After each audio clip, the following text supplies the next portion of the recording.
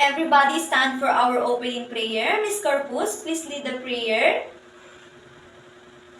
Amen. Good morning, class.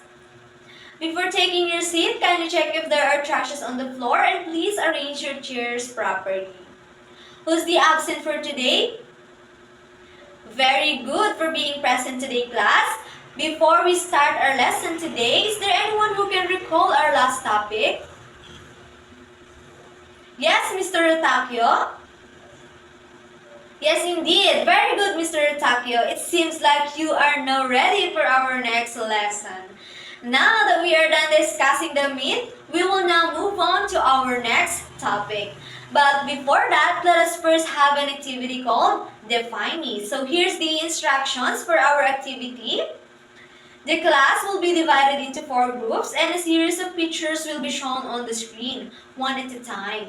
Each group must identify and read the correct name of the pictures on their board. The first group to raise their board with the correct answer will earn 2 points.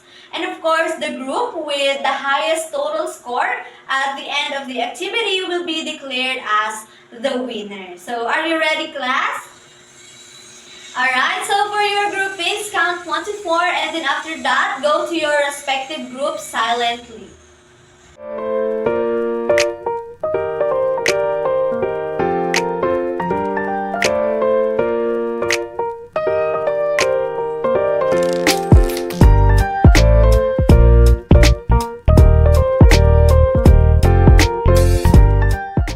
Alright, so congratulations Group 3, give them 5 big claps.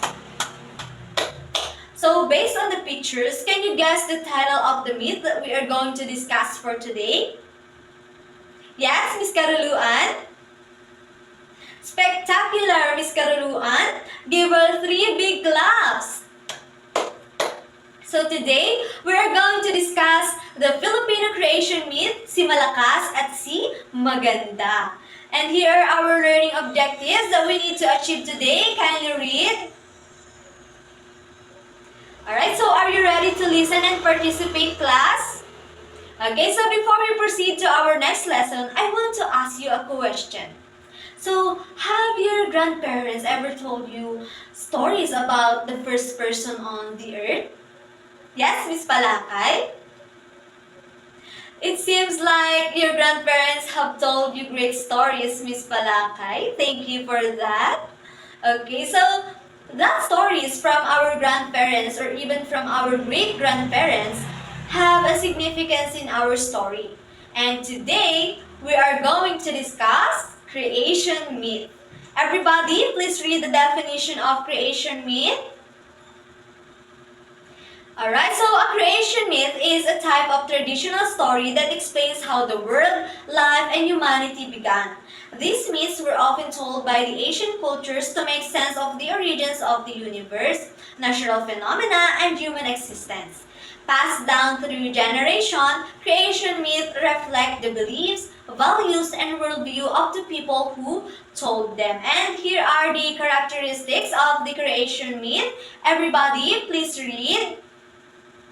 Okay, thank you. So, a creation myth is a story that explains how the world and the people began. It usually includes gods or powerful beings who use their magic or strength to create the earth, sky, animals, and humans. These stories also show what the culture believes and often use symbols or imagination to help people understand the idea. Did you understand, class? Okay, now that we are done discussing the definition of creation myth, we are now going to read and explore one of the great creation myths in the Philippine literature. The myth of the first man and woman in the earth, si Malakas at si Maganda, which is retold by Teofilo del Castillo.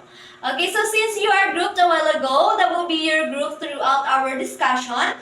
Each group must participate and listen attentively to our discussion. Okay, so let's begin. Group 1, please read the title and the first paragraph.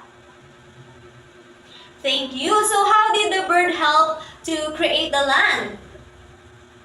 Yes, Miss Diesel? Spectacular, Miss Diso. Okay, group 2, please read the next paragraph. Thank you. So, what did the bird see when it flew away? Yes, Mr. Valencia?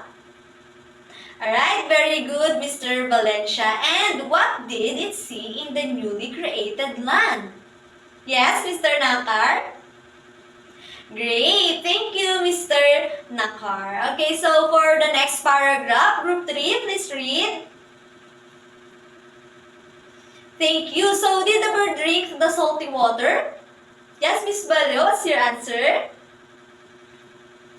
Very good, Miss Belio. So, what did the bird do when it realized that there were no rivulets to drink from? Let us hear from Miss Badua. Very good, Miss Badua. Group 4, please read the next paragraph.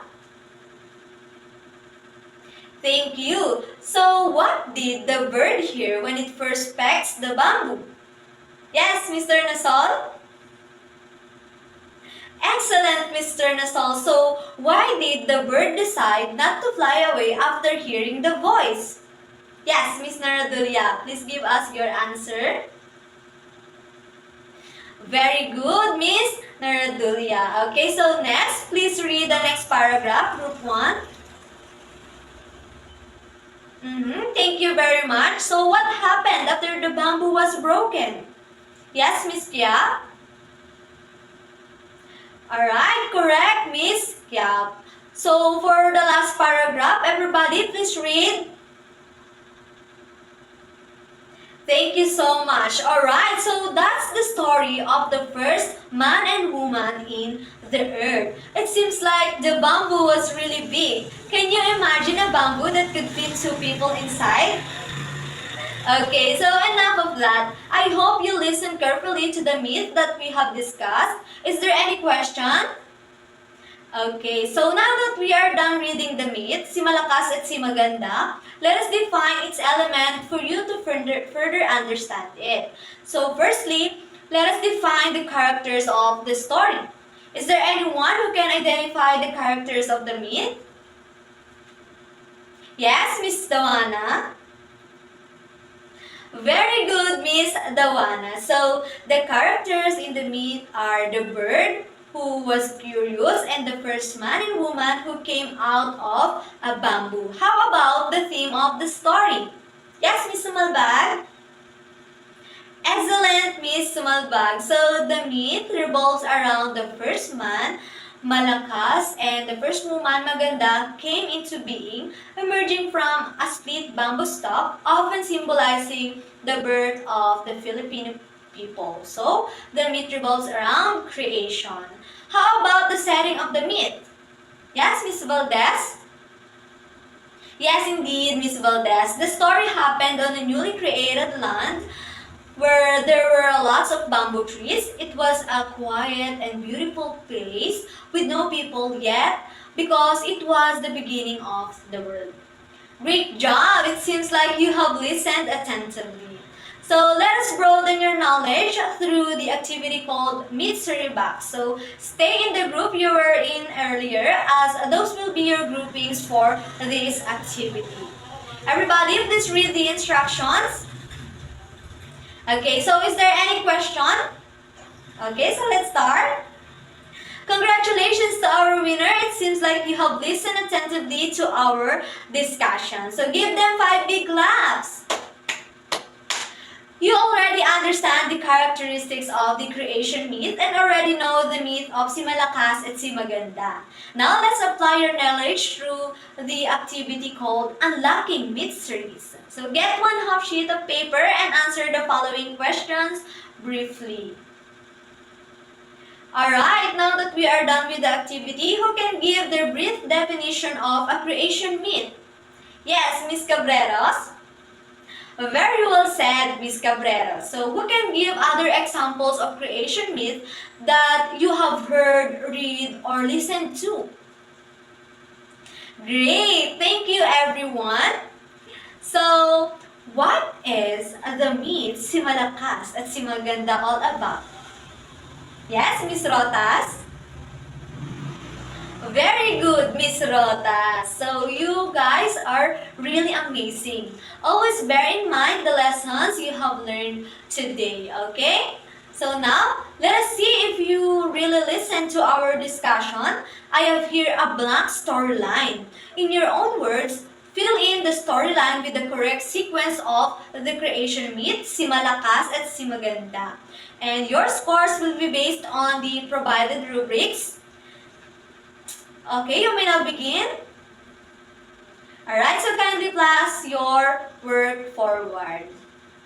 Thank you, class. That will be all for today. Thank you again and goodbye.